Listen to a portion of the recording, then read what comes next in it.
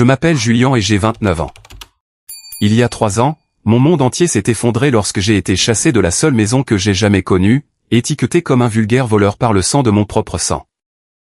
Alors que je me tenais là dans notre salon, dépouillé de ma dignité et essayant désespérément de me défendre contre un mur de mensonges, mon père m'a regardé droit dans les yeux et a dit « Tu es un parasite pour l'héritage de cette famille, et tu ne traîneras pas ton frère vers le bas. » Ils se sont moqués de mes difficultés, ont mis ma chambre à sac comme des agents fédéraux et m'ont dépouillé de toutes mes économies sous les yeux de mon frère, l'enfant chéri, et de sa fiancée au sourire narquois parfait.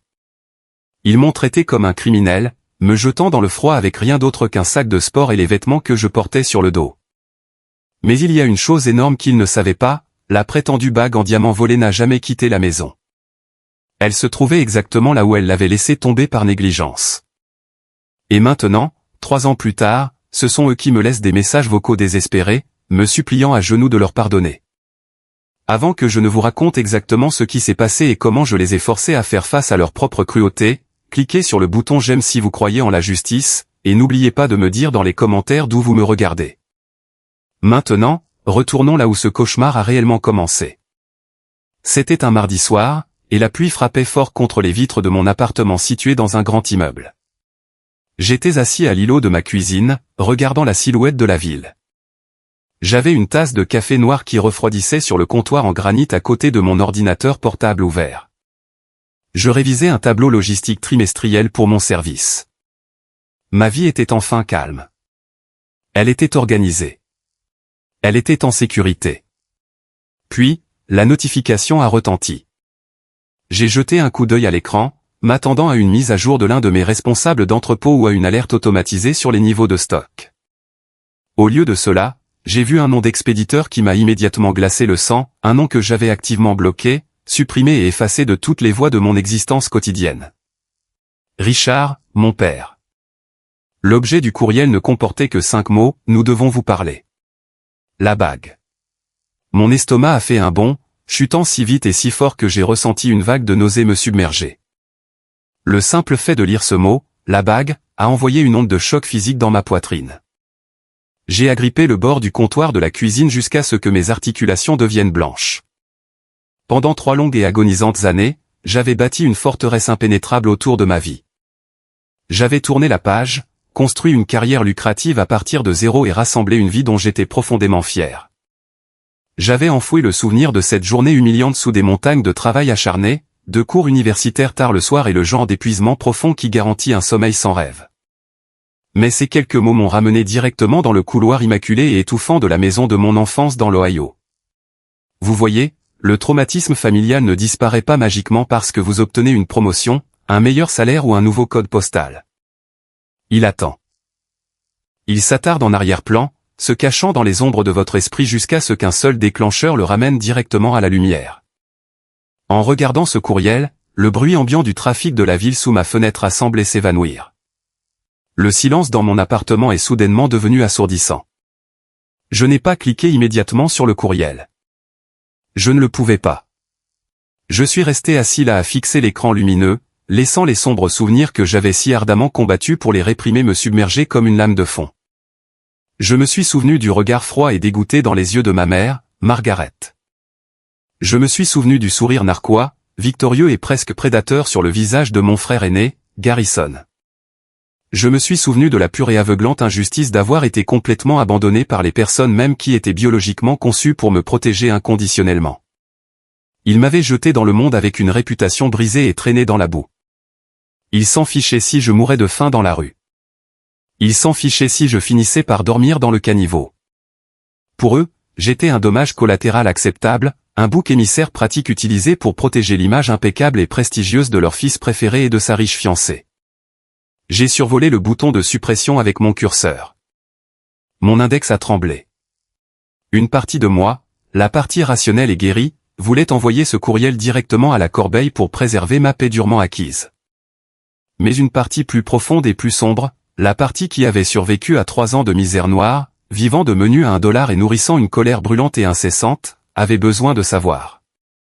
J'avais besoin de savoir ce qui pouvait bien pousser l'homme qui m'avait traité de parasite, l'homme qui avait volé mes économies pour l'université, à me contacter maintenant. J'ai cliqué pour ouvrir le courriel. Le message était incroyablement bref, presque frénétique dans son ton. C'était une rupture totale avec la voix ferme, autoritaire et impérieuse que mon père utilisait toujours pour dicter nos vies. Il écrivait qu'ils avaient fait une terrible erreur. Il écrivait que la vérité sur la bague avait enfin éclaté au grand jour, qu'ils savaient que j'étais innocent depuis le début et qu'ils avaient désespérément besoin de me voir. Il a mentionné que ma mère était inconsolable. Il a mentionné que Garrison s'effondrait. Il voulait tourner la page. Il voulait des retrouvailles familiales. Il voulait l'absolution pour leurs péchés.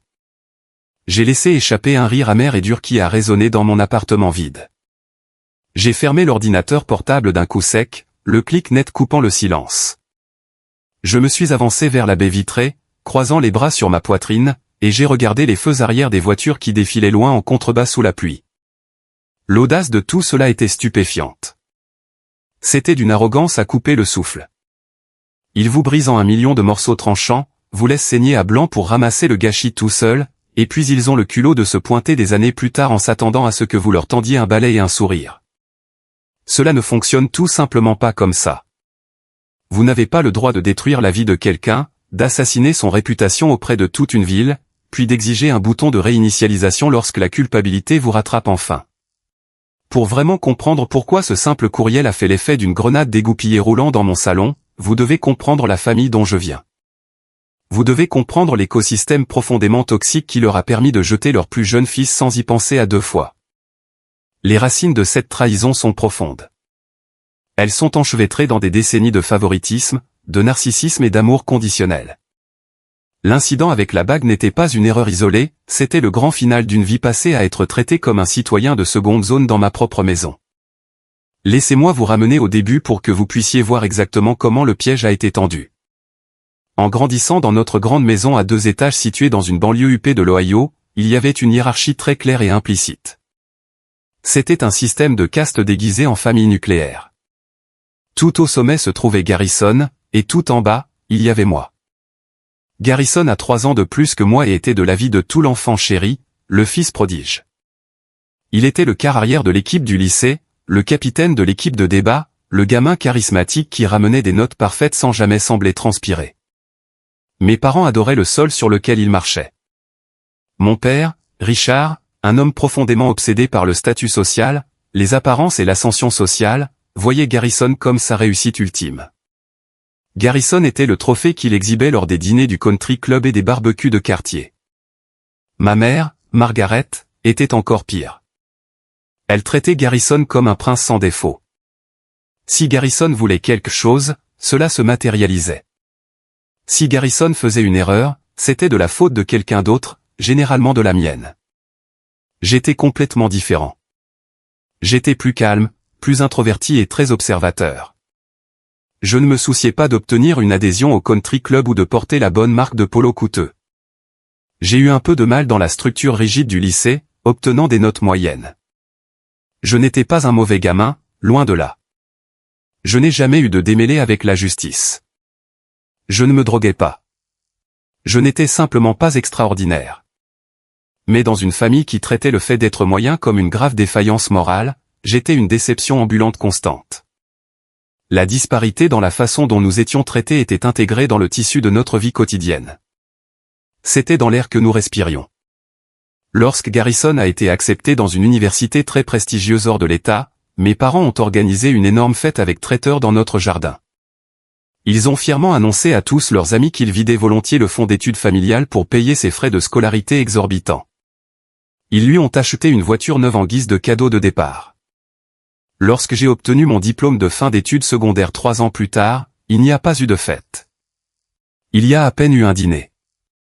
Je me suis assis avec mon père dans son bureau et je lui ai dit que je voulais fréquenter le collège communautaire local pour orienter ma carrière.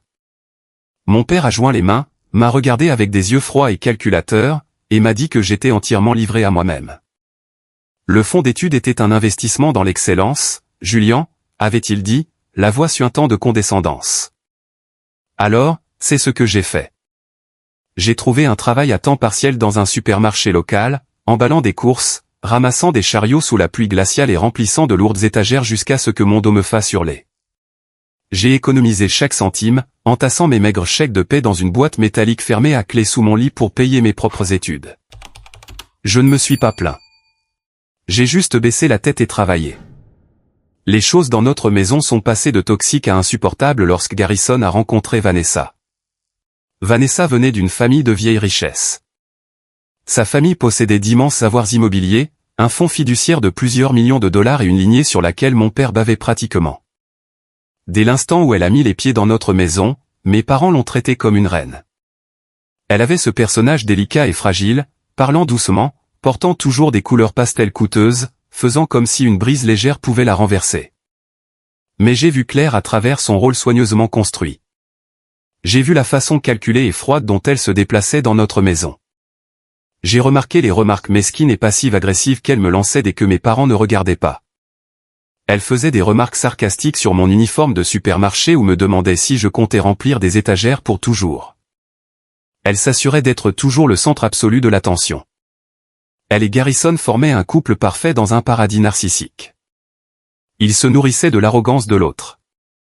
Il y a 3 ans, ils se sont officiellement fiancés. Garrison a fait sa demande avec une énorme bague en diamant vintage qui avait appartenu à la grand-mère de Vanessa. C'était un rocher sans défaut et ostentatoire, incroyablement précieux, et toute la famille l'a traité comme une relique sacrée. Les fiançailles ont été la seule chose dont mes parents ont parlé pendant des semaines. La planification du mariage a complètement envahi la maison. Des magazines, des échantillons de tissus et des menus de traiteurs recouvraient chaque surface. Puis est venu le fatidique mardi qui a ruiné ma vie. C'était mon jour de congé après les équipes épuisantes au supermarché. J'étais dans ma chambre en train de lire, reconnaissant pour un rare après-midi calme. Vanessa restait pour la semaine afin d'organiser le mariage avec ma mère. Margaret venait de sortir faire une course dans une boulangerie locale, ne laissant que Vanessa et moi dans la maison. J'entendais Vanessa en bas dans la cuisine, fredonnant un air tout en lavant de la vaisselle dans l'évier. Environ 20 minutes plus tard, les cris ont commencé. Ce n'était pas un cri de douleur physique, c'était un hurlement strident, hystérique et à glacer le sang.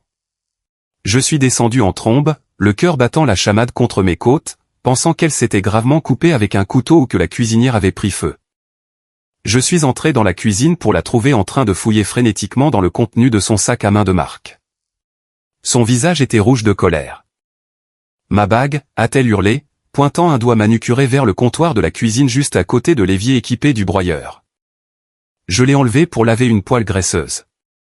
Je l'ai posée juste là, et maintenant elle a disparu.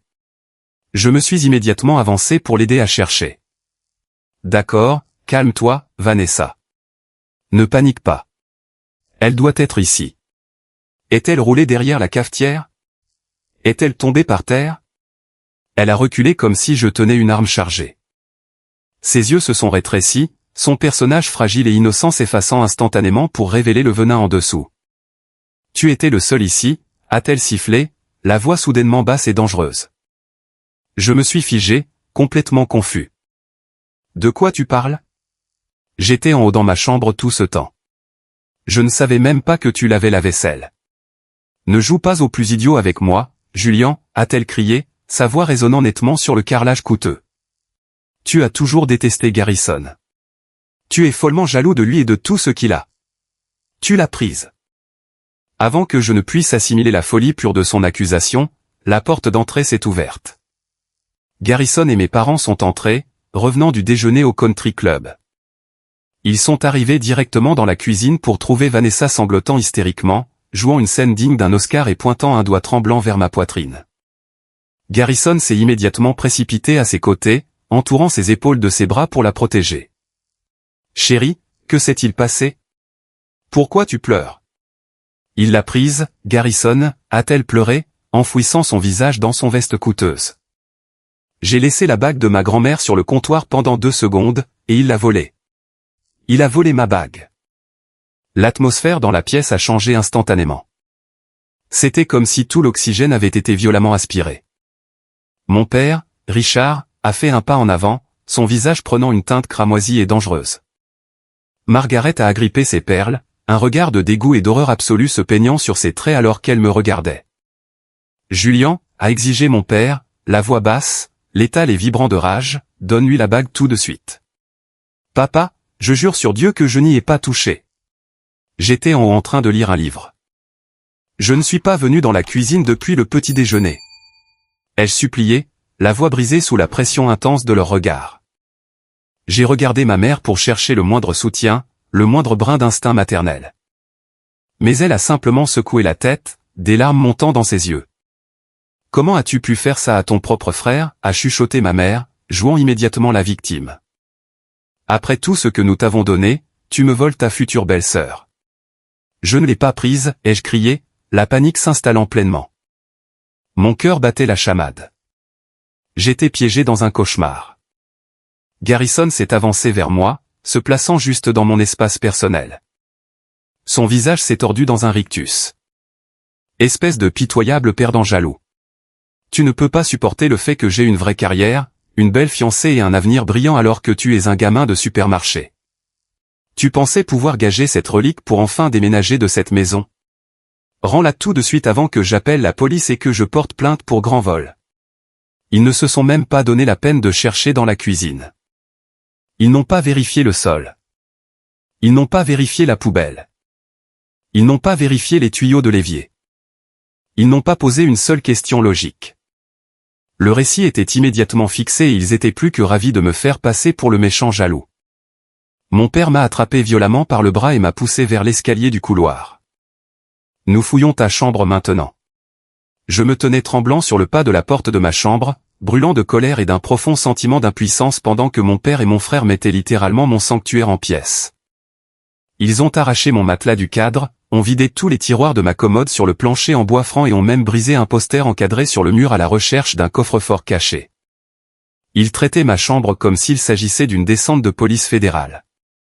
Puis mon père a sorti la petite boîte métallique que je gardais cachée au fond sous mon lit. Il a pris un lourd marteau dans sa boîte à outils dans le couloir et a brisé le cadenas.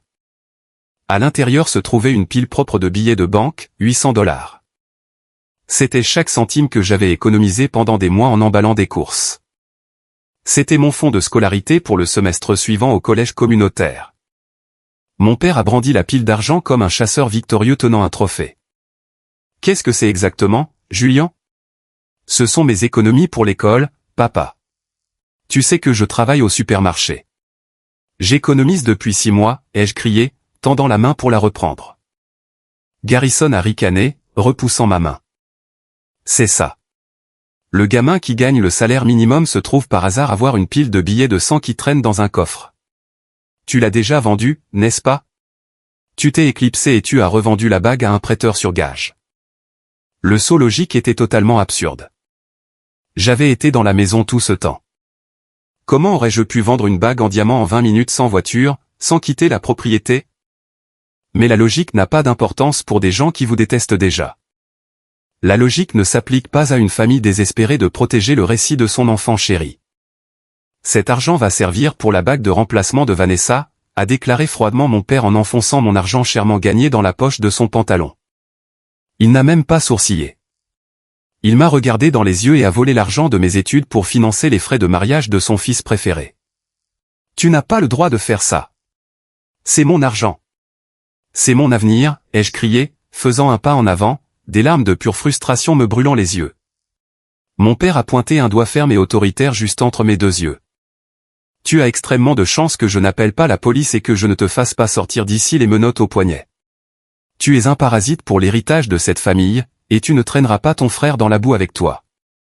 Tu as 48 heures pour emballer toutes les ordures qui restent dans cette chambre et sortir de ma maison. Tu n'es plus mon fils. La brutalité de ces mots m'a frappé comme un coup physique à l'estomac. Margaret se tenait dans le couloir, pleurant doucement dans un mouchoir, sans dire un seul mot pour me défendre. Vanessa jetait un coup d'œil derrière les larges épaules de Garrison, regardant toute ma vie s'effondrer avec un regard de satisfaction froide et détachée. Je n'ai pas attendu 48 heures. J'ai refusé de passer une nuit de plus sous ce toit. J'ai emballé mon sac de sport sur le champ. J'y ai jeté quelques vêtements, mon ordinateur portable bon marché et j'ai laissé le reste de mon enfance derrière moi sur le sol. Alors que je descendais les escaliers et franchissais la porte d'entrée sous la pluie, la lourde porte en bois s'est refermée violemment derrière moi. Ce son, ce clic sec et violent du verrou qui se verrouillait, a résonné dans ma tête pendant des années. C'était le son de ma famille effaçant complètement et totalement mon existence. En descendant la longue allée soignée de la maison de mon enfance avec un seul sac de sport lourd sur l'épaule, j'ai ressenti une sorte d'engourdissement creux que je n'avais jamais éprouvé auparavant. Le vent amer de l'Ohio traversait ma fine veste en jean, mais je enregistrais à peine le froid glacial. J'avais exactement $12 dans mon portefeuille, une batterie de téléphone à 10% et absolument nulle part où aller. Mon père ne m'avait pas seulement mis à la porte, il m'avait intentionnellement et malicieusement amputé financièrement en volant mes économies sous prétexte de confisquer des preuves criminelles. J'ai marché pendant 3 kilomètres épuisants, mes baskets bon marché trempées par l'eau glacée des flaques d'eau, jusqu'à ce que j'atteigne le petit complexe d'appartements délabrés de l'autre côté de la ville où vivait mon meilleur ami, Harrison. Harrison et moi étions très liés depuis le collège. Il était mécanicien dans un garage automobile local, un gars simple qui ne se souciait absolument pas de la politique toxique du country club dont ma famille était obsédée. J'ai frappé à sa porte, tremblant de manière incontrôlable. Lorsqu'il a ouvert et m'a vu debout là, pâle, trempé et ressemblant à un chien abandonné, il n'a posé aucune question. Il m'a simplement pris le bras, m'a tiré à l'intérieur de l'appartement chaud, a verrouillé la porte et m'a tendu une serviette sèche et une bière. Je m'effondrai complètement sur son canapé fleuri inconfortable. Le barrage a cédé. Je lui ai tout raconté, l'accusation folle, la bague disparue, les fausses larmes de Vanessa, mon père me volant mon fonds d'études et l'expulsion brutale. Harrison est resté assis là à écouter, la mâchoire serrée, ses articulations devenant blanches à force de serrer sa bouteille de bière. Ils ont complètement perdu la tête, mec, a finalement dit Harrison, la voix lourde de colère. Tu ne volerais pas un paquet de chewing-gum dans une station-service, encore moins une bague en diamant. Tu peux squatter ce canapé aussi longtemps que tu en as besoin. On va régler ça. J'ai fini par dormir sur ce canapé inconfortable pendant 2 mois entiers. Ces semaines ont été une introduction brutale à la dure réalité de la survie de base. J'ai perdu mon emploi au supermarché parce que j'avais manqué 3 équipes d'affilée en essayant de trouver comment manger, où me doucher et comment empêcher mes mains de trembler. J'ai arpenté les rues chaque jour, postulant dans chaque fast-food, station-service et magasin dans un rayon de 15 km. Mais j'ai vite appris qu'une petite ville riche est un endroit vicieux lorsqu'il s'agit de commérage. Mes parents et Garrison n'avaient pas gardé l'incident silencieux. Loin de là. Ils ont joué le rôle de la famille tragique, trahie et brisée à la perfection absolue. Ils ont dit à tout le monde lors de leurs réunions de copropriété, des dîners du country club et dans les restaurants locaux que j'avais volé la bague de valeur de Vanessa pour financer une addiction secrète à la drogue. J'ai découvert cela de la manière la plus dure possible. Un après-midi, j'ai croisé Timothy, un gars avec qui j'avais joué au baseball au lycée. Il sortait d'une pharmacie locale. Désespéré de voir un visage amical, j'ai souri et suis allé lui serrer la main. Timothy a fait un pas en arrière brutal, me regardant avec une expression de dégoût pur et simple. « Garde tes mains là où je peux les voir, Julian », a ricané Timothy fort, attirant l'attention des gens sur le parking. « J'ai entendu exactement ce que tu as fait à ton frère et à sa fiancée. Tu es pitoyable. Si tu cherches à emprunter de l'argent pour ta dose, cherche ailleurs. Ne me parle plus jamais. » Il a tourné les talons et est parti, me laissant planté au milieu du parking, le visage brûlant d'une intense humiliation. Ma propre famille avait systématiquement empoisonné le puits. Il s'était assuré que ma réputation dans ma ville natale soit complètement détruite, m'isolant de tout système de soutien potentiel. Ils ne voulaient pas seulement que je parte de leur maison, ils voulaient que je sois socialement puni. Ils voulaient s'assurer que j'échoue pour prouver que leur récit était vrai. La profonde tristesse que je ressentais s'est rapidement gâtée. La colère est devenue une chose vivante et respirante dans ma poitrine. Elle me réveillait en sueur froide à 4 heures du matin. Elle me brûlait la gorge quand je mangeais des nouilles instantanées pour le dîner. Mais finalement, après des semaines à me morfondre, cette colère s'est durcie en quelque chose d'autre, elle s'est transformée en un carburant à haut indice d'octane. J'ai réalisé, assis sur ce canapé dans le noir, que absolument personne ne viendrait me sauver. Il n'y aurait pas de sauvetage dramatique. Il n'y aurait pas de prise de conscience soudaine ou d'excuse de la part de mes parents. Si j'allais survivre à cela, si j'allais manger, je devais devenir impitoyable quant à mon propre avenir. J'ai élargi ma recherche d'emploi bien au-delà des limites de la ville. J'ai finalement décroché un travail dans un énorme entrepôt logistique dans la banlieue industrielle du comté, juste à la frontière où les commérages du country club n'étaient pas parvenus. Le travail était physiquement épuisant. On m'a attribué des équipes de nuit de 12 heures debout sur un sol en béton, à déplacer de lourdes palettes en bois, à respirer la poussière de carton et à traiter avec des responsables qui traitaient les travailleurs comme des codes-barres jetables.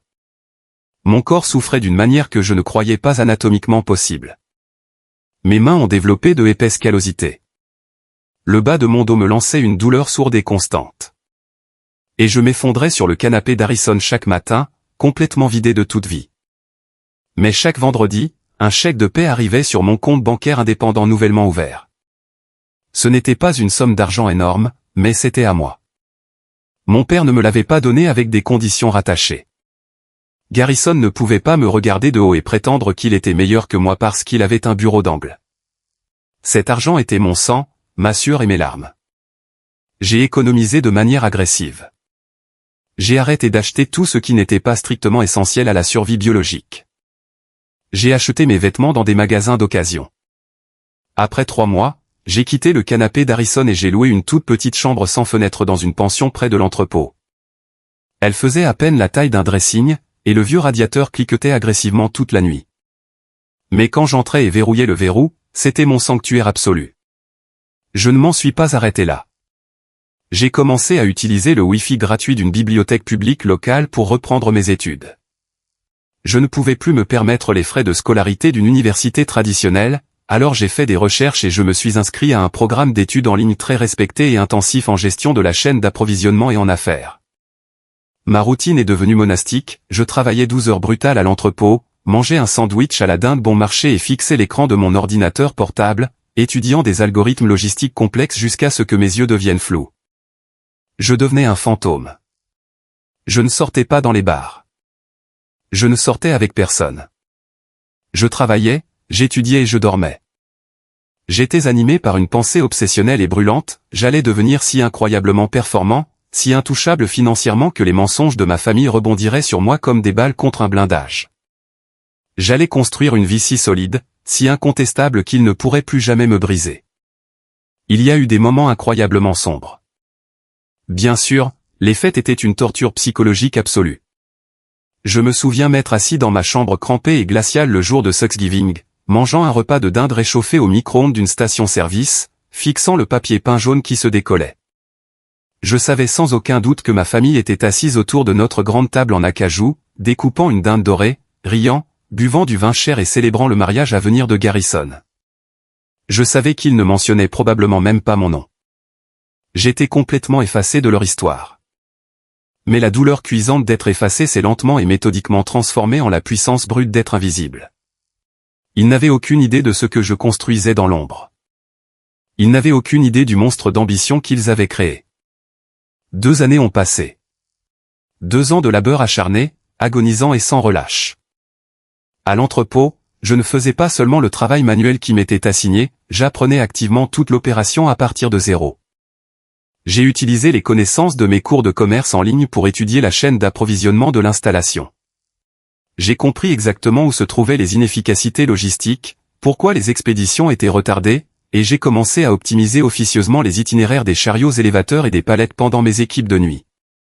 Mon éthique de travail folle et les pics soudains de productivité du secteur ont rapidement attiré l'attention des responsables. Mais cela a aussi placé une cible massive sur mon dos. C'est là qu'intervient Marcus. Marcus était un superviseur d'équipe senior qui traînait à l'entrepôt depuis une décennie. C'était un tyran d'entreprise classique qui maintenait sa position de cadre moyen par l'intimidation, les cris et en s'attribuant le mérite du travail des autres plutôt que par une compétence réelle. Il a vu ma rapidité d'exécution et mon intelligence calme une menace existentielle directe pour son style de gestion paresseux. Marcus a commencé à m'attribuer délibérément les pires équipes. Il me donnait les charges les plus lourdes, les chariots élévateurs les plus délabrés et les allées avec le pire éclairage. Il essayait constamment de me provoquer pour obtenir une réaction, faisant des remarques sarcastiques et désobligeantes sur mon comportement calme. « Tu te crois meilleur que nous, le gamin de la fac » ricanait Marcus en renversant délibérément une pile soigneusement organisée de lointaines boîtes lourdes que je venais de passer 1 heure à trier. « Tu n'es qu'un exécuteur. Rappelle-toi ta place. » Le petit Julien, le gamin terrifié qui se tapissait quand Garrison criait dans la cuisine, aurait pu craquer, donner un coup de poing ou simplement démissionner en larmes. Mais le nouveau Julien était froid comme de la glace. Je ne me suis pas disputé avec Marcus. Je n'ai pas élevé la voix. J'ai tout documenté. J'ai monté un dossier méticuleux et très détaillé de ses violations des normes de sécurité, de sa gestion incroyablement inefficace des horaires des employés, de ses pauses non autorisées prolongées et des milliers de dollars d'inventaire ruine que sa négligence directe causait chaque semaine. J'ai compilé des feuilles de calcul, croisé les registres de stock et construit un dossier incontestable. Lorsque le moment a été exactement venu, je ne suis pas allé voir Marcus pour me plaindre. Je l'ai totalement contourné. J'ai mis mon seul costume bon marché et j'ai demandé un rendez-vous formel avec le directeur de l'installation, Monsieur Caldwell. Monsieur Caldwell était un cadre pragmatique, axé sur les résultats, qui se souciait des bénéfices, des marges et de l'efficacité. Il détestait la politique d'entrepôt. Je suis entré dans son bureau spacieux, j'ai posé un rapport relié de 50 pages sur son bureau en acajou et j'ai exposé exactement comment la gestion actuelle sous la direction de Marcus saignait l'entreprise. Je ne me suis pas seulement plaint, j'ai présenté un plan logistique entièrement restructuré que mes données prouvaient pouvoir réduire les temps de chargement de 15% et réduire les marchandises endommagées d'un tiers. Je ne me suis pas appuyé sur l'émotion, je me suis appuyé sur des données concrètes et incontestables. Monsieur Caldwell a révisé le rapport en silence pendant 20 minutes. Il a levé les yeux vers moi, observant mon costume bon marché et mon regard stable, et a hoché la tête une fois. Il a renvoyé Marcus avant la fin de cette même semaine. Le lundi suivant, Monsieur Caldwell m'a rappelé dans son bureau. Il ne m'a pas seulement remercié, il m'a officiellement offert le poste de responsable des opérations pour toute la division de nuit. Cela s'accompagnait d'une augmentation de salaire massive, d'un vrai bureau privé, d'avantages sociaux complets et d'une participation de l'entreprise. En sortant du bureau de Monsieur Caldwell ce jour-là, j'ai ressenti un changement sismique majeur dans mon univers. La promotion ne concernait pas seulement l'argent, bien que cet argent ait changé ma vie, c'était une validation absolue. J'avais fait face à un tyran, utilisé mon intellect, resté discipliné et gagné. J'avais définitivement prouvé que je n'étais pas le parasite faible et inutile que mon père prétendait que j'étais. J'étais une force avec laquelle il fallait compter. Avec mon nouveau salaire substantiel, mon niveau de vie a changé rapidement. J'ai enfin quitté cette pension déprimante et j'ai loué un appartement propre et moderne d'une chambre dans un immeuble très sécurisé situé dans un bon quartier de la ville. J'ai acheté ma première vraie voiture, une berline neuve, fiable et élégante, en payant la compte important en argent comptant. Je me souviens être entré chez le concessionnaire, avoir signé les papiers financiers avec assurance et être parti au volant. J'ai serré le volant en cuir si fort que mes articulations sont devenues blanches. Personne ne me l'avait acheté. Personne n'avait co-signé le prêt. Personne ne pourrait jamais me la reprendre. Pendant tout ce temps, j'ai maintenu un silence radio complet et total avec ma famille. J'avais changé de numéro de téléphone depuis longtemps et bloqué leur courriel sur mes anciens comptes. En ce qui me concernait, Richard, Margaret, Garrison et Vanessa étaient morts. Mais Harrison, qui vivait toujours dans notre ville natale et dirigeait un garage automobile très florissant, entendait parfois des rumeurs par le biais des commérages locaux. Nous étions restés très proches. Il était le frère que j'avais réellement choisi. Un soir, environ 6 mois après le début de mon nouveau rôle de gestionnaire, Harrison et moi buvions une bière fraîche sur le balcon de mon nouvel appartement en regardant les lumières de la ville. Harrison a pris une gorgée, s'est adossé à sa chaise et m'a regardé de côté. Alors, une histoire drôle de l'ancien quartier, a mentionné Harrison de manière décontractée, gardant un ton léger. Tes parents font d'importantes rénovations très coûteuses dans la vieille maison. Ils ont d'énormes problèmes de plomberie, apparemment. J'ai entendu dire par un pote entrepreneur que tout leur système d'évier de cuisine a refoulé il y a quelques jours. Ça a senti le marécage pendant une semaine. Ils ont dû appeler des plombiers d'urgence pour démonter les tuyaux. J'ai ressenti un étrange frisson froid sur la nuque, une sensation bizarre de déjà-vu, mais je l'ai rapidement balayé. J'ai pris une gorgée de bière et j'ai regardé la silhouette de la ville. Ça ne pouvait pas arriver à des gens plus sympathiques, ai-je répondu sèchement. J'espère que ça leur coûte une fortune. Je ne me souciais vraiment pas de leur plomberie. Je ne me souciais pas de leur maison.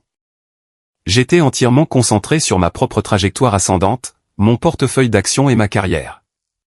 J'étais juste au cœur de ma nouvelle vie. Ma vie était enfin paisible, ordonnée et entièrement sous mon contrôle strict. J'étais très respecté au travail. J'avais de l'argent réel à la banque, et les cauchemars terrifiants concernant ce terrible mardi commençaient enfin à s'évanouir dans l'oubli.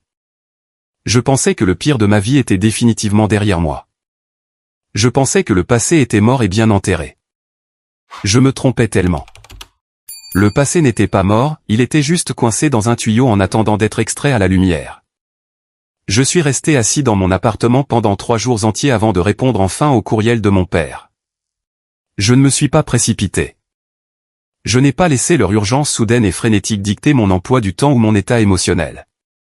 Pendant 3 ans, ils avaient fonctionné en partant du principe absolu que mon temps, mes sentiments et mon existence n'avaient aucune valeur. Maintenant, ils étaient à l'extérieur à regarder dedans, frappant désespérément à une porte qu'ils avaient définitivement clouée. Je les ai laissés suer. Je suis allé travailler. J'ai assisté à mes réunions de direction. Je suis allé à la salle de sport et j'ai vécu ma vie. Lorsque je me suis enfin assis devant mon ordinateur portable et que j'ai tapé ma réponse, elle était brève, complètement dépourvue de toute chaleur émotionnelle et ressemblait exactement à une convocation d'entreprise froide. J'ai accepté de les rencontrer, mais cela allait se faire entièrement selon mes propres conditions. J'ai refusé de retourner dans notre ville natale. J'ai refusé de mettre les pieds dans cette maison ou près de leur précieux country club où ils avaient systématiquement détruit ma réputation. Au lieu de cela, j'ai choisi un lieu neutre et très spécifique, un café indépendant et haut de gamme situé 2 villes plus loin. J'ai choisi cet endroit exact parce qu'il était suffisamment éloigné pour que nous ne croisions personne de leur cercle social élitiste, m'assurant qu'ils ne puissent pas jouer une comédie publique devant leurs amis, mais il était suffisamment public pour qu'ils ne puissent pas crier, manipuler ou faire une scène sans attirer l'attention d'inconnus. Je leur ai dit que je serais là à 14 heures précises le dimanche après-midi. J'ai explicitement indiqué que je ne leur accorderais que 30 minutes de mon temps, et que s'ils étaient en retard, je partirais. Le dimanche est arrivé. Le temps dans l'Ohio était frais et dégagé. Je me suis réveillé tôt, j'ai préparé mon café et je me suis habillé avec une précision méticuleuse et calculée. Je ne portais pas le sweat à capuche de supermarché bon marché ou le jean usé dans lesquels ils se souvenaient de moi. Je voulais oblitérer visuellement l'image pitoyable du jeune frère impuissant qu'ils avaient gravé dans leur esprit. J'ai mis un blazer anthracite sur mesure qui me allait parfaitement, une chemise blanche ajustée à col boutonné, un pantalon sombre ajusté et une paire de chaussures en cuir coûteuse. J'ai attaché la montre haut de gamme que je venais de m'acheter pour célébrer ma dernière prime logistique. Je me suis regardé dans le miroir avant de partir. L'homme qui me fixait n'était pas une victime, c'était un responsable des opérations très performant qui gérait un budget d'entreprise de plusieurs millions de dollars, dirigeait des dizaines d'employés et imposait le respect. J'étais prêt. Je suis arrivé au café 30 minutes en avance. J'ai commandé un café noir, donné un pourboire au barista et délibérément choisi une grande table en bois lourd au fond de la pièce. Je m'assis face aux grandes portes d'entrée en verre. Je voulais l'avantage tactique de les voir entrer. Je voulais observer leur langage corporel brut avant même qu'ils ne réalisent que j'étais dans la pièce. Je voulais voir exactement comment 3 ans de vie dans le mensonge les avaient vieillis. À 13h55 précise, un SUV argenté rutilant s'est garé sur le parking. J'ai regardé à travers la vitre alors que tous les 4 descendaient sur le pavé, mon père Richard, ma mère Margaret, mon frère aîné Garrison et sa femme Vanessa. Les voir en chair et en os après 3 ans de silence absolu a été une expérience bizarre, presque hors de mon corps. Dans les coins les plus sombres de mes cauchemars, c'étaient des monstres imposants et terrifiants qui détenaient un pouvoir absolu sur mon destin et ma valeur personnelle. Mais en les regardant marcher sur l'asphalte sous le soleil de l'après-midi, l'illusion s'est complètement brisée. Ils semblaient simplement petits. Ils semblaient incroyablement ordinaires, fragiles et profondément épuisés. Les cheveux de Richard, qui étaient autrefois épais et parfaitement coiffés, s'étaient considérablement éclaircis, et le gris à ses tempes avait complètement envahi toute sa tête. Il marchait avec un léger voûtement hésitant, ayant complètement perdu cette posture arrogante et autoritaire qu'il avait l'habitude de porter comme une arme. Margaret semblait épuisée jusqu'à la moelle. Elle était vêtue de l'un de ces pulls en cachemire coûteux caractéristiques, mais les vêtements de marque haut de gamme ne pouvaient cacher les rides profondes et marquées de stress gravées autour de sa bouche et de ses yeux. Garrison, l'enfant chéri ultime, le quart arrière du lycée, semblait bouffi et empâté. La mâchoire athlétique et nette dont mes parents se vantaient avait disparu, remplacée par la bouffissure distincte qui provient de trop de dîners coûteux, d'heures de stress en entreprise et de trop de whisky. Vanessa marchait légèrement derrière Garrison, serrant nerveusement son sac à main de marque contre sa poitrine comme un bouclier protecteur. Elle avait l'air terrifiée, ses yeux balayant le parking. La petite cloche au-dessus de la porte du café a tinté joyeusement. Ils sont entrés et ont immédiatement balayé la pièce bondée du regard. Lorsque les yeux de Richard ont enfin balayé le coin arrière et se sont ancrés dans les miens, il a physiquement sursauté. Il a littéralement fait un demi-pas en arrière. Il ne m'a pas reconnu au début. J'ai pu voir le moment exact où son cerveau a enfin enregistré que l'homme confiant, élégant et imposant assis dans le coin était le même fils qu'il avait violemment rejeté. Ils se sont avancés vers ma table avec des pas hésitants et incroyablement lents. On aurait dit qu'ils allaient à des funérailles. Personne n'a parlé immédiatement. Le silence qui planait sur la table était épais, lourd et étouffant. Julien, a finalement dit mon père, sa voix manquant complètement de son autorité habituelle, puissante et intimidante. Elle semblait faible et incroyablement incertaine. Merci d'avoir accepté de nous voir. Nous savons que c'est difficile pour toi. Je ne me suis pas levé pour les saluer. Je ne lui ai pas tendu la main à secouer. J'ai simplement gardé mes mains croisées sur la table et j'ai fait un geste vers les 4 chaises en bois vides en face de moi. Il vous reste exactement 28 minutes, ai-je dit, ma voix parfaitement calme et dépourvue de toute émotion. Asseyez-vous. Margaret a immédiatement éclaté en sanglots dès l'instant où elle a tiré sa chaise et s'est assise. C'était le même pleur théâtral et manipulateur qu'elle avait utilisé toute ma vie pour contrôler chaque récit dans notre maison. Elle a tendu la main à travers la large table, essayant désespérément de attraper la mienne. « Oh, mon doux garçon !» a sangloté Margaret fort, ignorant les regards de quelques clients à la table voisine. « Tu es si différent. Tu es si incroyablement beau et grand. Tu m'as manqué chaque jour, Julien. » Mon cœur a été complètement brisé. J'ai retiré doucement et délibérément ma main hors de sa portée et j'ai pris une gorgée lente et méthodique de mon café noir. J'ai posé la tasse fermement. « Arrête la comédie, Margaret », ai-je dit froidement. L'utilisation de son prénom l'a frappée comme une gifle physique au visage. Elle a octé, couvrant sa bouche. Nous ne faisons pas la routine des retrouvailles familiales émouvantes aujourd'hui. Je ne suis pas ici pour jouer un rôle dans votre pièce de théâtre. Le courriel de Richard disait spécifiquement que vous deviez parler de la bague.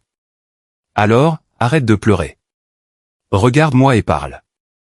Mon père s'est raclé la gorge fort, semblant incroyablement mal à l'aise.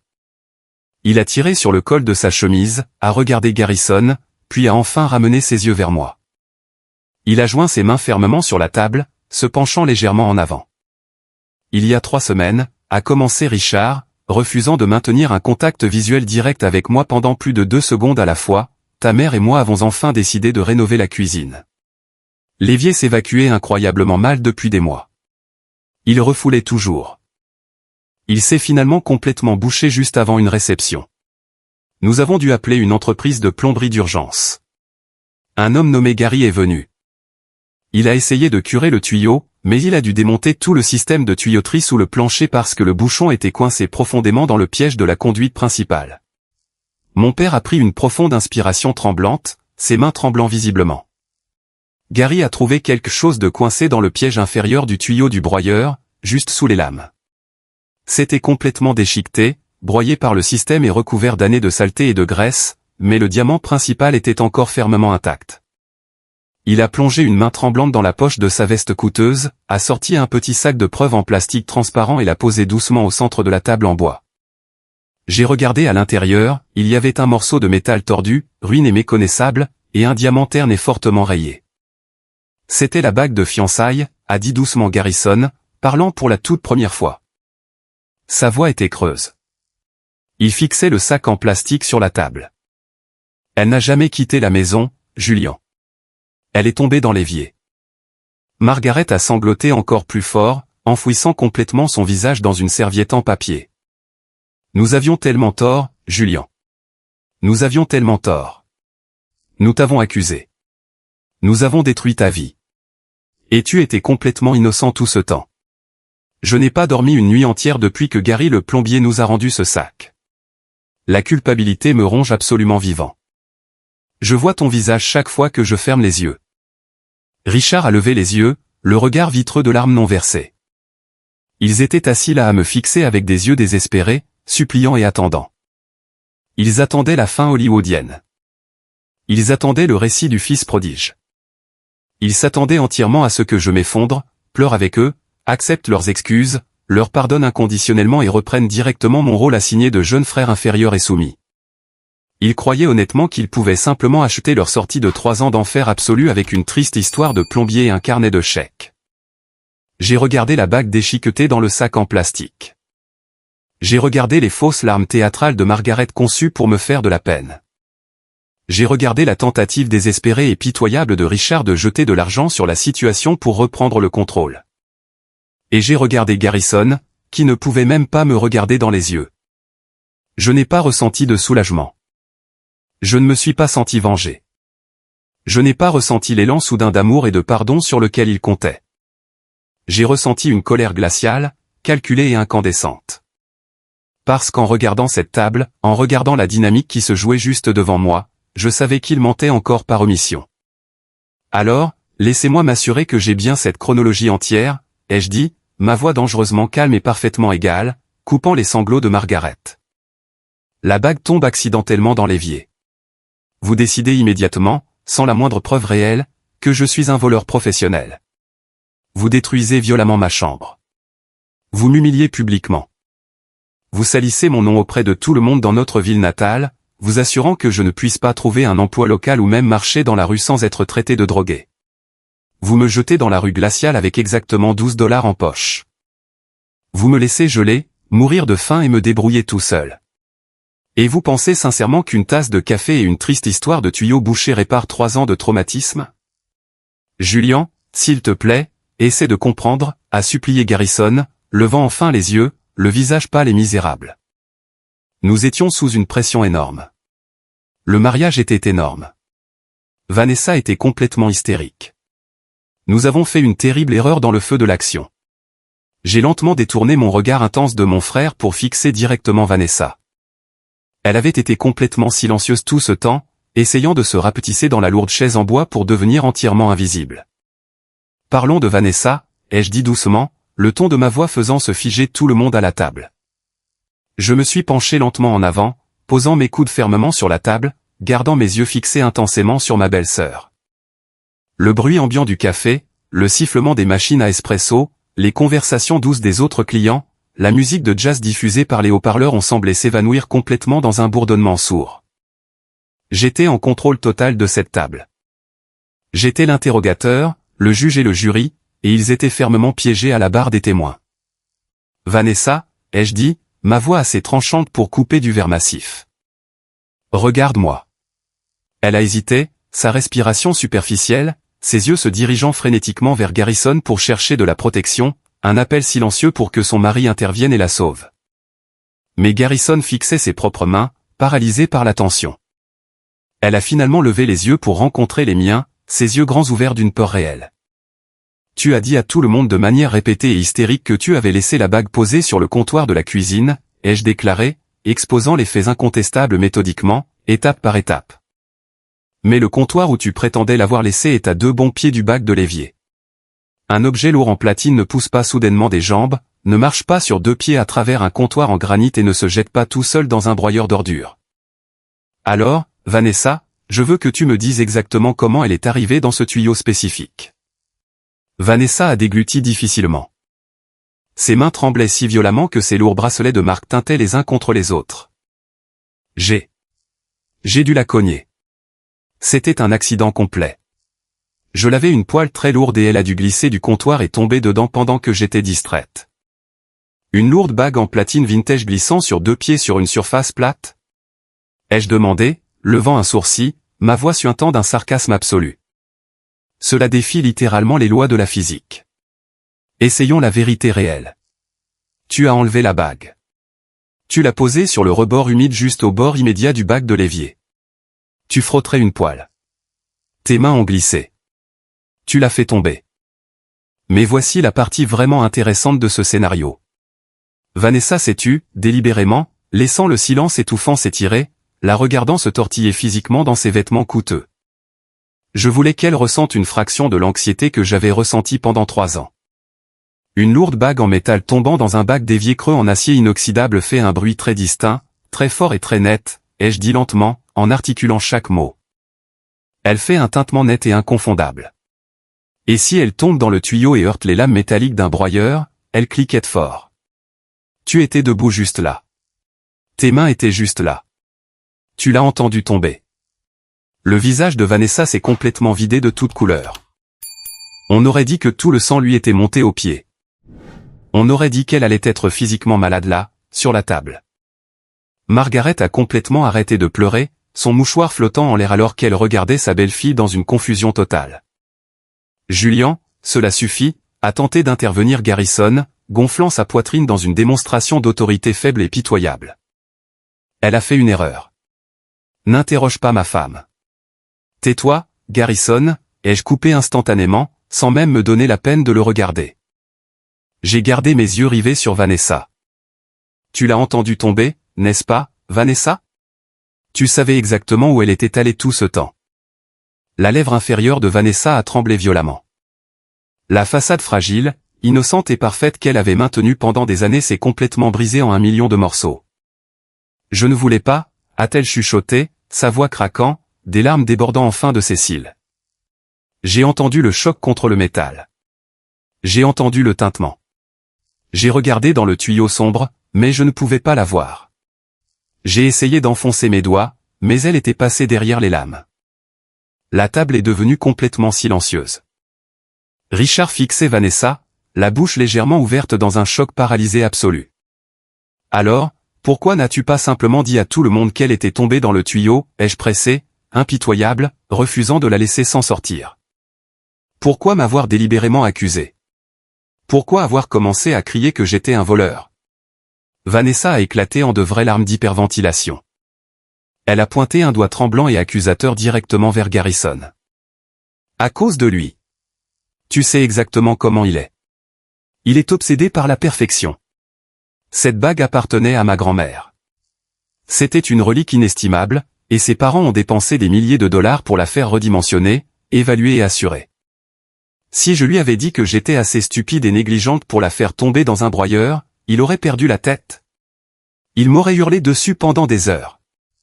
Il était déjà si intensément stressé par le budget du mariage et la planification. J'ai paniqué. J'avais absolument peur de son caractère. La première bombe de vérité a explosé avec une force dévastatrice au milieu de la table. Vanessa savait depuis le début. Elle avait entendu la bague tomber dans la plomberie. Mais elle était si lâche, si terrifiée par la rage narcissique légendaire de son fiancé parfait qu'elle avait consciemment et délibérément choisi de ruiner la vie d'un homme innocent plutôt que de faire face aux conséquences de sa propre maladresse. Elle m'avait jeté au loup, m'avait laissé sans abri simplement pour sauver sa propre peau d'une dispute. Garrison a regardé sa femme avec une horreur pure et simple. Toute sa vision du monde s'effondrait en temps réel. Tu savais, a-t-il chuchoté, sa voix tremblant de trahison. Tu m'as laissé chasser mon propre frère de la maison. Tu m'as laissé menacer d'appeler la police. Tu m'as laissé détruire notre famille. Et tu savais qu'elle était dans l'évier tout ce temps. Je ne pouvais pas te dire la vérité. Tu m'aurais détesté. Tu aurais annulé le mariage, a sangloté Vanessa pour se défendre, essayant de lui attraper le bras, mais il s'est écarté violemment. J'ai laissé échapper un rire sec, amer et incroyablement dur. Waouh, le couple absolument parfait bâti sur des fondations solides de mensonges absolus, de lâcheté et consistant à jeter les autres sous les roues du bus. Vous vous méritez vraiment l'un l'autre. J'ai détourné mon attention du couple pitoyable qui s'effondrait et j'ai concentré mon regard mortel et inébranlable sur mon père. Richard transpirait abondamment, desserrant sa cravate en soie coûteuse, ressemblant à un homme face à un peloton d'exécution. Mais nous n'avons pas encore terminé, ai-je dit, ma voix descendant d'un octave, devenant froide et autoritaire. Parlons de l'argent, Richard. Mon père a physiquement sursauté, levant ses mains en signe de défense. Julian, s'il te plaît. J'ai déjà dit que je te signerai un chèque pour tout ce dont tu as besoin. Je te donnerai 50 000 $ aujourd'hui. Fixe ton prix et nous pourrons passer à autre chose. Je ne veux pas de ton argent sale, ai-je dit, me penchant plus près à travers la table, envahissant son espace. Je veux la vérité. Quand tu as effractionné ma chambre comme un voyou et brisé mon coffre-fort avec un marteau, tu as pris 800 $. C'était l'argent de mes études. Tu as explicitement et fort déclaré à tout le monde dans la pièce que tu le prenais pour payer une bague de remplacement, mais nous savons tous les deux que ce diamant vintage était entièrement assuré. Tu n'avais pas besoin d'argent liquide pour un remplacement. La compagnie d'assurance aurait coupé un gros chèque.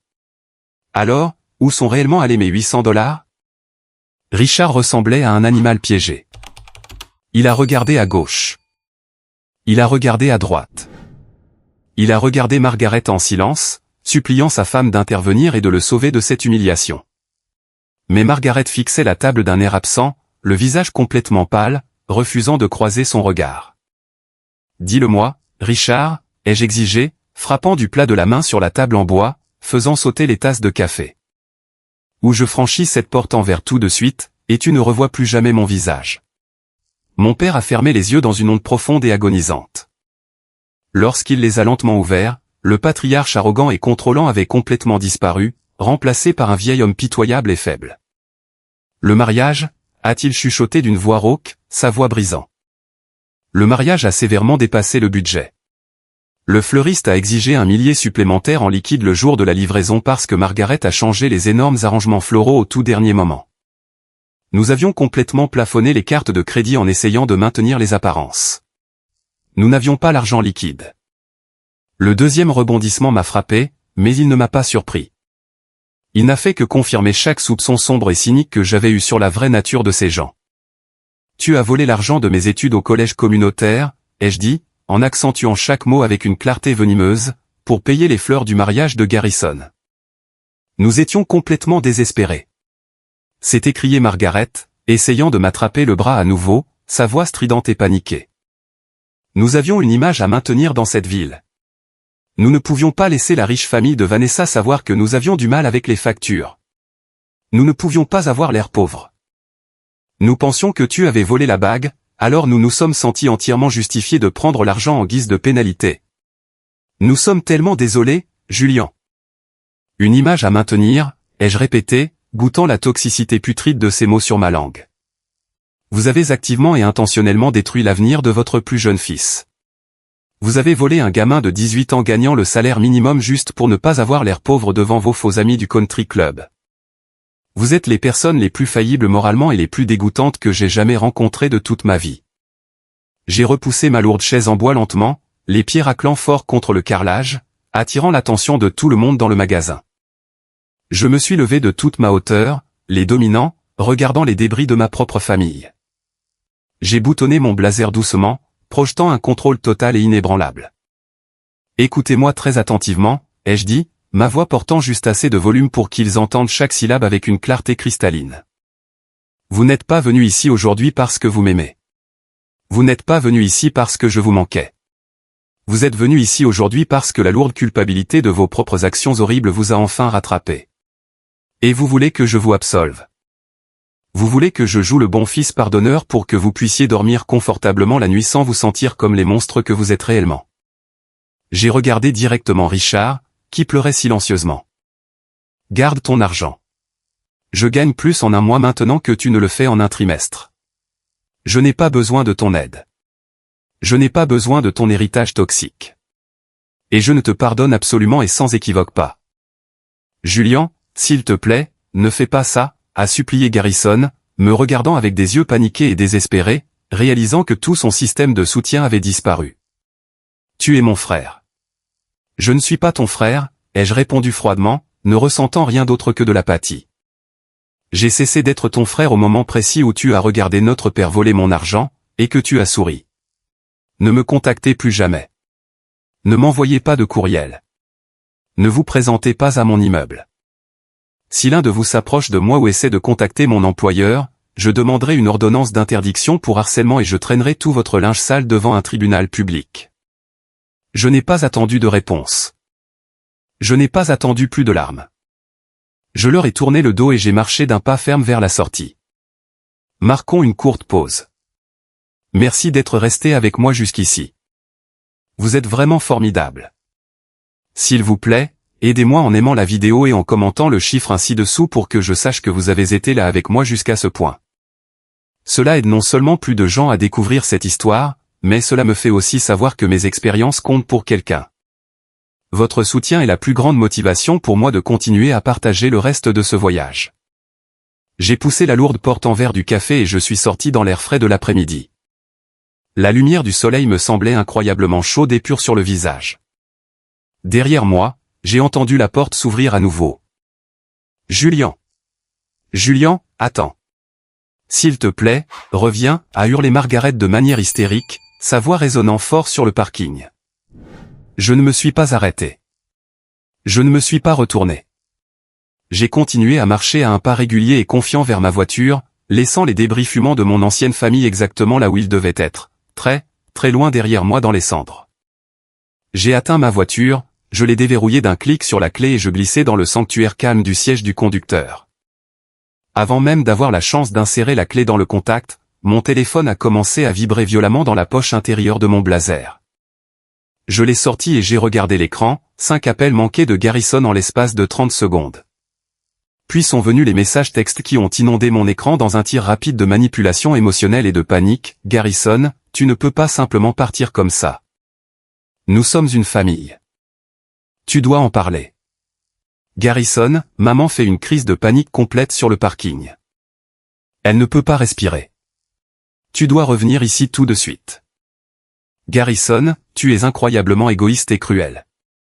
Nous nous sommes excusés. Nous t'avons offert de l'argent. Que veux-tu de plus de notre part? Garrison, réponds à ce foutu téléphone, Julian. Ne nous fais pas ça. Je m'assis dans l'habitacle insonorisé de ma voiture et j'ai lu les messages un par un. Il y a 3 ans, un tir de barrage de SMS en colère et exigeant comme cela de la part de Garrison m'aurait plongé dans une spirale d'anxiété sévère. Je me serais précipité au café, m'excusant profusément de les avoir contrariés, suppliant pour des miettes de leur approbation, terrifié d'être puni. Mais assis là maintenant, lisant ces mots frénétiques, je n'ai rien ressenti d'autre qu'un léger dégoût et un profond épuisement. Il essayait toujours d'utiliser l'état émotionnel fragile et fabriqué de Margaret pour contrôler mes actions. Il essayait toujours désespérément de me faire passer pour le méchant, l'égoïste, simplement parce que je refusais d'accepter leur comportement profondément toxique. Je n'ai pas répondu. J'ai ouvert les paramètres de mon téléphone, je suis allé directement sur son profil de contact et j'ai fermement appuyé sur bloquer. J'ai répété exactement le même processus pour l'adresse courriel de Richard et le numéro de téléphone portable de ma mère. En 3 pressions simples et décisives sur un écran en verre, j'ai coupé les derniers liens numériques avec mon passé abusif. Le pouvoir absolu de ce bouton de blocage était enivrant, c'était l'affirmation ultime de mes propres limites et de ma valeur personnelle. J'ai mis la voiture en marche et suis sorti du parking, retournant vers la sécurité de la ville. J'ai regardé dans le rétroviseur une dernière fois avant de m'engager sur l'autoroute. Je pouvais voir clairement Margaret s'appuyer lourdement contre le côté de leur SUV argenté, sanglotant de manière théâtrale sur l'épaule de Richard pendant que Garrison faisait les 100 pas agressivement sur l'asphalte, hurlant furieusement dans son téléphone. Me laissant probablement un autre message vocal que je n'écouterai jamais. C'était le portrait pitoyable et chaotique d'un royaume brisé. Les 6 mois suivants de ma vie ont été une période de guérison intense, active et parfois douloureuse. Fermer la porte sur eux au café avait été incroyablement libérateur, mais cela avait aussi ouvert un immense coffre de anciennes blessures et d'insécurité profondément enracinées qui nécessitaient une attention professionnelle. J'ai enfin fait quelque chose que j'aurais dû faire il y a des années, quelque chose que je pouvais enfin me permettre avec mon salaire, j'ai cherché une thérapie professionnelle. J'ai trouvé une psychologue clinicienne très recommandée, le Dr Iris, spécialisée spécifiquement dans les traumatismes familiaux, le rôle de bouc émissaire et la guérison des abus narcissiques. Entrer dans son bureau calme et doucement éclairé pour la première fois a été très intimidant, mais ce fut une décision qui a fondamentalement changé la trajectoire de ma vie. Lors de nos séances hebdomadaires, le Dr Iris m'a aidé à décortiquer méthodiquement des décennies de manipulation émotionnelle complexe. Elle m'a donné le vocabulaire clinique pour comprendre exactement ce qui m'était arrivé, retirant le lourd fardeau de la culpabilité que je portais depuis l'enfance. Nous avons discuté de la dynamique familiale spécifique de l'enfant chéri et du bouc émissaire. Vos parents, Julian, avaient besoin d'un dépotoir psychologique pour leurs propres insécurités et échecs profondément enfouis, a expliqué gentiment le Dr Iris lors de l'une de nos séances les plus intenses. Garrison était le miroir qu'ils utilisaient pour voir leur propre perfection et réussite imaginée. Vous, malheureusement, étiez le miroir qu'ils utilisaient pour projeter tous leurs défauts, leurs anxiétés et leurs traits négatifs. Lorsque la bague a disparu, il leur était psychologiquement impossible d'accuser la fiancée de Garrison parce que cela aurait signifié reconnaître un défaut majeur et embarrassant dans leur récit parfait. Alors, ils se sont automatiquement rabattus sur le bouc émissaire. C'était un réflexe. Vous ne le méritiez pas, Julian. Cela n'a jamais été à propos de votre valeur, c'était entièrement à propos de leur propre pathologie profondément brisée.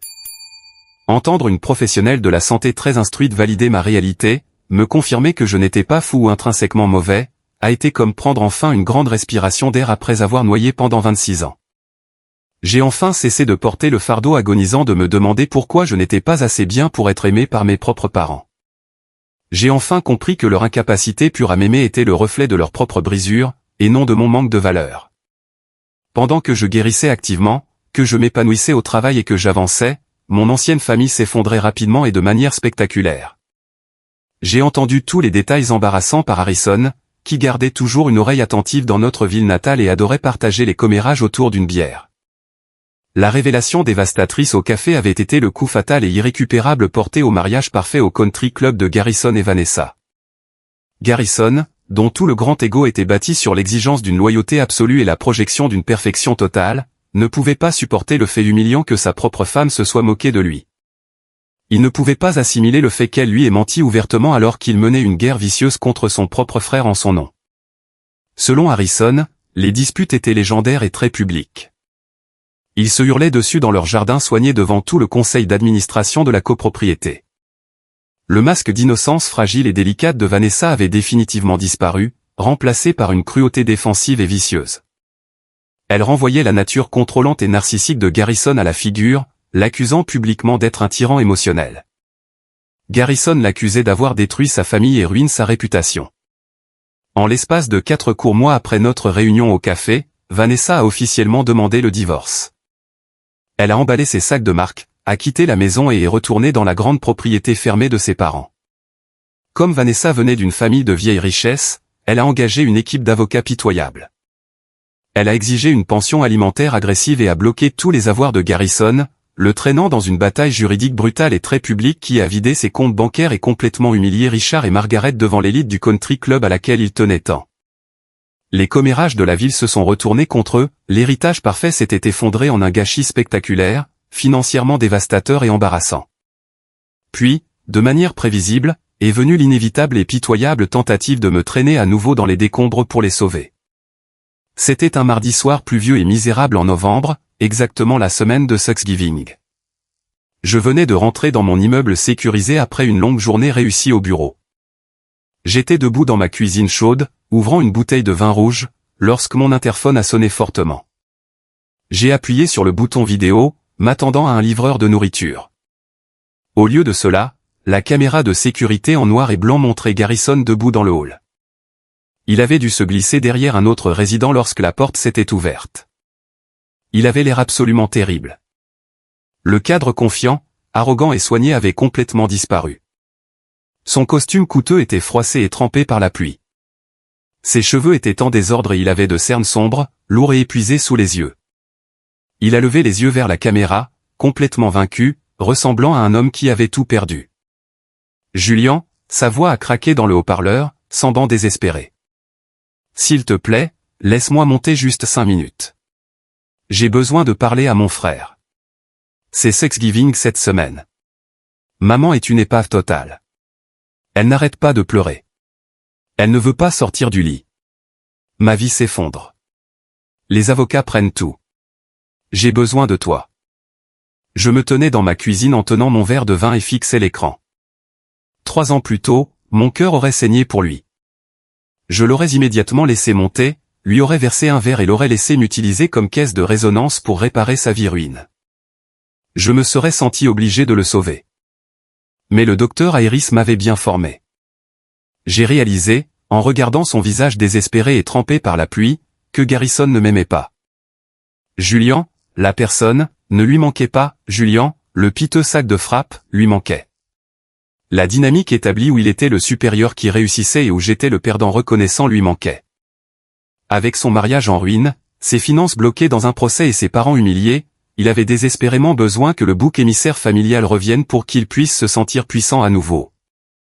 Ils voulaient que je vienne à Thanksgiving pour qu'ils puissent faire semblant, prendre une photo de famille et reconstruire artificiellement leur image brisée pour montrer à la ville qu'ils étaient toujours unis. Je me suis approché du micro de l'interphone.